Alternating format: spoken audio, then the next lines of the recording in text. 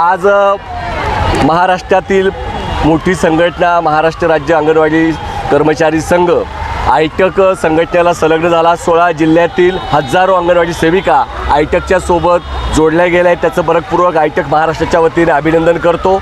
आजच्या मेळाव्यामध्ये निर्धार करण्यात आला की येणाऱ्या काळामध्ये अंगणवाडीच्या ज्या कर्मचाऱ्यांच्या मागण्या आहेत, शासकीय कर्मचाऱ्याचा दर्जा, म्हातारपणाची पेन्शन आणि ग्रॅज्युटी यासाठीचा लढा येणाऱ्या काळात आम्ही तीव्र करू। येणाऱ्या हिवाळी अधिवेशनावरती डिसेंबर महिन्यामध्ये भव्य असं नियोजन करून या महाराष्ट्रातील 3 लाख अंगणवाडी सेविका कर्मचाऱ्यांना न्याय मिळवून देण्याकरण्याचा संघर्ष आयटक पुढे नेईल हा संकल्प आज या ठिकाणी केलेला आहे। आणि सर्व उपस्थित भगिनींचं, अंगणवाडी सेविका, मदतनीस आणि सेविकांचं मनपूर्वक आयटक महाराष्ट्राच्या वतीने अभिनंदन करतो। आणि आज आम्ही रॅली काढली आणि महात्मा ज्योतिबा फुले, सावित्रीबाई फुले यांना अभिवादन यासाठी केलं आहे की आमच्या प्रेरणास्थान आहेत, डॉक्टर बाबासाहेब आंबेडकर आमचे प्रेरणास्थान आहेत, शाहू महाराज, छत्रपती शिवाजी महाराज हे प्रेरणास्थान आहेत। आणि ह्या 200 वर्ष महात्मा ज्योतिबा फुलेंना होत आहेत, त्यांची जयंतीचं वर्ष आहे। त्यांना अभिवादन करून आम्ही येणाऱ्या काळात ज्या पद्धतीने महिलांना शिक्षणासाठी महात्मा फुल्यांनी, सावित्रीबाई फुल्यांनी आपलं आयुष्य वेचलं,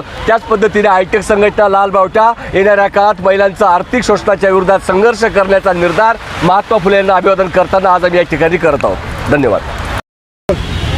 माझं नाव वसीमा काजी आहे। मी मुंबईची आमच्या महाराष्ट्र राज्य अंगणवाडी कर्मचारी संघाची सचिव आहे आणि आम्ही मुंबईवरून आलेले आहेत। आमचे M.A. पाटील यांचं स्वप्न होतं की सगळ्या संघटनांनी एकत्र येऊन लढा दिला पाहिजे, तर त्यांचे स्वप्न पूर्ण करण्यासाठी आज नाशिक इथे आम्ही मेळावा केलेला आहे, पदयात्रा केली, मेळावा केला आणि 16 जिल्ह्याच्या संघटना एकत्र आलेलो आहोत। आणि आता आम्ही हा लढा सोडणार नाही, या कच्च्या वाटाण्या देणाऱ्या सरकारला आम्ही सोडणार नाहीत। आम्ही घेरून टाकलेला आहे, कारण खूप दिवस झाले आमचा लढा आहे शासकीय दर्जाचा।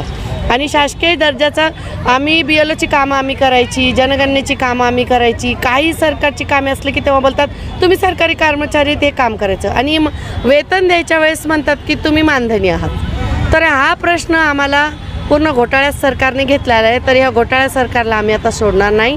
आणि पूर्ण महाराष्ट्रातल्या 16 जिल्ह्यातल्या संघटना एकत्र येऊन सगळे पदाधिकारी आज आम्ही पदयात्रा काढलेली आहे। ज्योतिबा फुले, क्रांतीज्योती, सावित्रीबाई फुले यांच्या पुतळ्याला आम्ही येऊन, कारण सावित्री घरोघरी आहे पण ज्योतिबाचा शोध जारी आहे, ज्योतिबा घडत नाही, सावित्री घडलेल्या आहेत। तर तेच आम्हाला मेसेज द्यायचा आहे की आमच्या बातम्या जरा लावून धरत जा, म्हणजे आम्ही काहीतरी सक्सेस होऊ।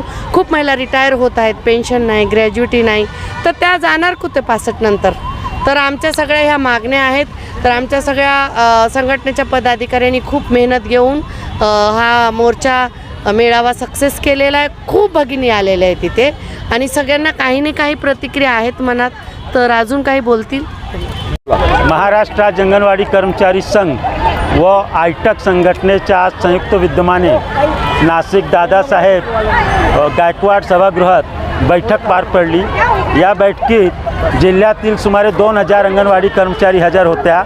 आज राज्याच्या 16 जिल्ह्यातील अंगणवाडी सेविका मदतनीसांनी आयटक सोबत संलग्न करून शोषणाविरुद्ध, सरकारविरुद्ध लढण्याचा निर्धार केलेला आहे। मी अंगणवाडी कर्मचारी संघाच्या कर्मचाऱ्यांच्या योजनेला 52 वर्ष झालेले आहे। त्यांना शासकीय कर्मचारीचा दर्जा मिळालाच पाहिजे, त्यांना दरमहा पेन्शन मिळायला पाहिजे, त्यांना ग्रॅच्युटी मिळाली पाहिजे। पुढचे जे मागण्या आहेत ते कॉम्रेड तुम्हाला सुद्धा भगिनींना नमस्कार करतो आणि ही लढा आयटक सोबत आम्ही सतत न्याय मिळेपर्यंत चालू ठेवणार आहोत। धन्यवाद। कराडाव, नाशिक जिल्हा कामगार संघटनेची शहराध्यक्ष। ज्या महिला आज इथं उपस्थित झाले अंगणवाडी जिल्हा परिषदेच्या, त्या प्रत्येक महिलेला न्याय भेटला पाहिजे, कारण ते इतक्या सेवा करतात, एक सेवाच आहे त्यांची। आणि इतक्या लांबून लांबून या महिला आल्या आहेत, कळवण, दिंडोरी, मुंबई, तर इगतपुरी, सगळ्या महिलांना काही ना काही भेटलं पाहिजे। ज्या मेळावा करता त्या आल्या आहेत, तो मेळावा त्यांनी यशस्वी केला आहे। तर सरकारला हीच मागणी आहे की त्यांच्या मागण्या पूर्ण करा आणि त्यांचं जे आता आज मेळावा झाला तो मेळावा यशस्वी व्हावा आणि प्रत्येक महिलेला काही ना काही त्यांचं मानधन वाढावं, त्यांचा पगार वाढावा, त्यांच्या सेवेची त्यांना किंमत भेटावी, ही सरकारला नम्र विनंती। धन्यवाद।